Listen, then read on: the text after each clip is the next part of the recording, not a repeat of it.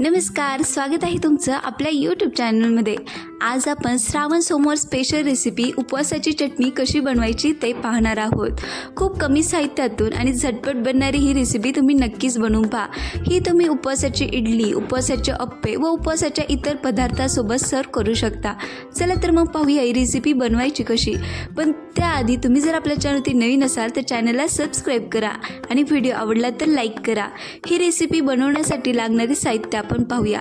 त्यासाठी बारीक करून घेतलेले खोबऱ्याचे तुकडे घेतले आहेत, चवीनुसार मीठ, 1 चमचा साखर, 5-6 हिरव्या मिरच्या आणि भाजून घेतलेले शेंगदाणे घेतले। सर्वात प्रथम मिक्सरच्या भांड्यात मी बारीक करून घेतलेले खोबऱ्याचे तुकडे टाकते। इथे मी अर्धी वाटी घेतले आहेत। आता यामध्ये 1 चमचा साखर टाकून घेऊया। भाजून घेतलेले शेंगदाणे घेतले आहेत। खोबऱ्याचे निम्मे मी शेंगदाणे वापरले आहेत। 5-6 हिरव्या मिरच्या तुम्ही तुमच्या चवीनुसार टाकू शकता। आता यामध्ये चवीनुसार मीठ टाकून घेतलं। तुम्ही दही सुद्धा यामध्ये वापरू शकता।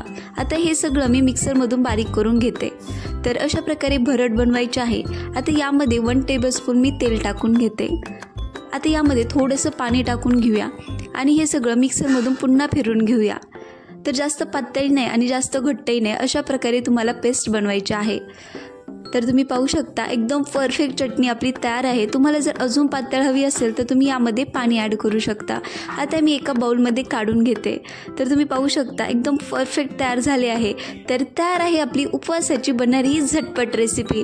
ही चटणी तुम्ही एकदा नक्कीच बनवून पहा आणि कशी झाली ते कमेंटमध्ये सांगायला विसरू नका। व्हिडिओ आवडला असेल तर लाईक करा आणि तुम्ही जर आपल्या चॅनलवरती नवीन असाल तर चॅनलला सबस्क्राइब करा।